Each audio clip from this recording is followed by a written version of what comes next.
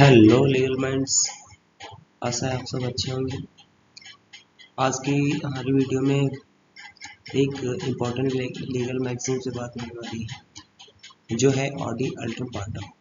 This is very important legal magazine of the administrative law that is based upon the that is a very important principle of the natural justice system, and natural justice system is defined under the constitutional law and administrative law. Then हम इसके मतलब इसके means को समझेंगे। तो ऑडियल्टम partum का मतलब ये है कि hear the other side, hear the other side, it's known as a pillar of natural justice.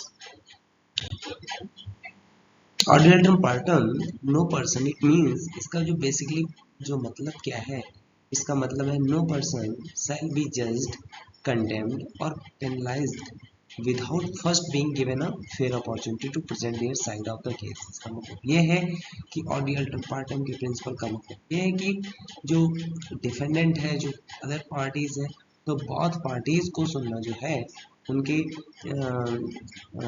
Matter को सुनना, दोनों पार्टी की आर्गुमेंट को सुनना नेसेसरी है। किसके लिए? फेयरनेस इन जस्टिस सिस्टम। तो इसका पर्पस क्या हो गया? पर्पस क्या हो गया कि अगर जो हियरिंग है, जो लीगल एक्शन है, उसको अगर आपको फेयर रखना है तो आपको फॉलो करना पड़ेगा ऑडियल्टम पार्टम। इसका मतलब ये है कि आपको हियर बोथ साइड, है ना, दोनों साइड को आपको सुनना है, उनको दोनों को अपॉर्चुनिटी देनी है। अगर वो पार्टी नहीं आती है तो उसको नोटिस देना है, उसको अपॉर्चुनिटी देना है ताकि वो फेयर डिसीजन पे पहुंच पाए, है कि ना। The authority must consider the response before reaching a conclusion, है ना, before reaching on conclusion here both parties effectively. अगर हम ऑडियल्टम पार्टम के हिस्टोरिकल ओरिजिन की बात करें तो एनिशिएंट में इसका रोम से आता है, फिर मैग्ना कार्टा में देखी जाती है चीज़ें, फिर इसका स्पेशली जो बात करते हैं हम लोग, जैसा कि जानते हैं, तो इसका इम्पोर्टेंट आता है रिज वर्सेस बाल्डविन 1964। इस केस से इसकी बात आती है, जो एज अ ग्लोबल स्टेज पे बात आती है, इस प्रिंसिपल की ओरिजिनेट होता है।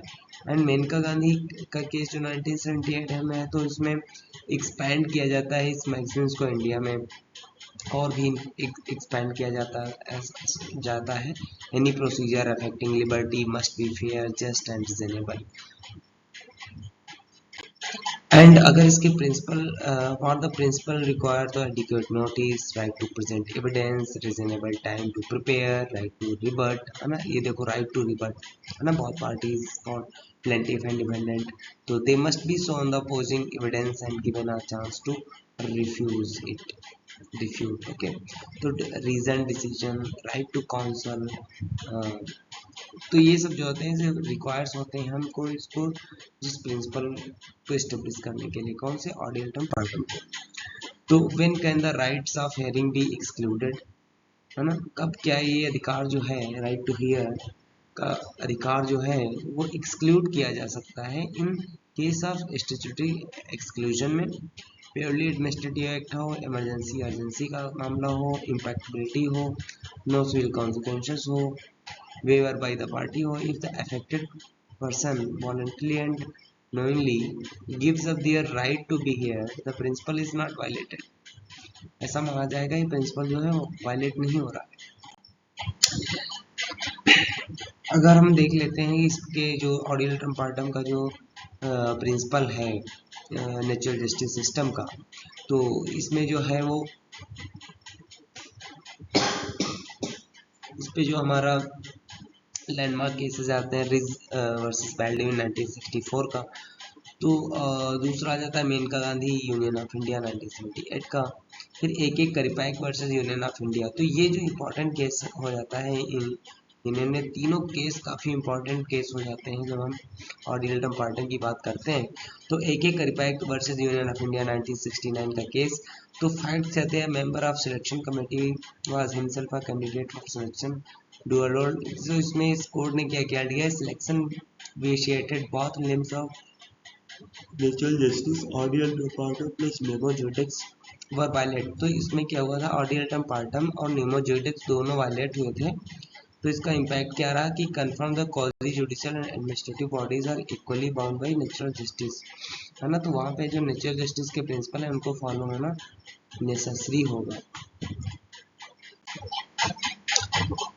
अगर ये वायलेट होता है जो प्रिंसिपल है ऑडियल पार्टम का, तो डिसीजन इज वाइड और रेमेडीज अवेलेबल। तो रेमेडीज क्या है, आपको रिट अंडर आर्टिकल 32 में आपको मिल जाते हैं। And decision is wide, the order or decision is liable to quashed by the court, it is wide ab initio as if never exist। तो ऐसा कुछ रहता है। अगर ये वायलेट होता है तो आप रेमेडीज आपको अवेलेबल है under article 32 and 226 of the constitution of India, जहाँ पे आपको writ jurisdiction of the supreme court and high court प्राप्त किया जा सकता है। अगर टेकवेज की बात कर सकते हैं तो ऑडियल पार्टम is one of the two fundamental rules of natural justice or the ultram partum. Okay, it protect every person from being condemned unheard in courts, tribunal or administrative bodies. It requires notice, opportunity to be heard and resent decision। तो कुछ ऐसा है, justice must not only be done, इसका मतलब ये कि justice must not only be done, it must be seen to be done.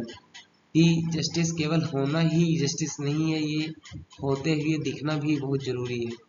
तो आज के वीडियो में हमारा क्या था कि ऑडियल टर्म पार्टम जो एडमिनिस्ट्रेटिव लॉ की इंपॉर्टेंट मैक्सिम है उसके बारे में हमने बात की, और आने वाले वीडियोस में हम काफ़ी सारी इंपॉर्टेंट लीगल मैक्सिम्स की बात करने वाली हैं जो हमारे एग्ज़ाम से रिलेटेड हो, चाहे क्लैट पीजी का एग्ज़ाम हो, चाहे वो judiciary and other law entrances के एग्ज़ाम्स हों, जिसमें generally basic questions legal magazine से आते ही आते हैं। Then I will try to complete this series of legal magazines. Then thank you so much for follow me YouTube channel। My YouTube channel is the Law Fleet। Follow and connect with me and navigate with law with us। Okay? Navigate law with us। Okay, thank you for watching this video।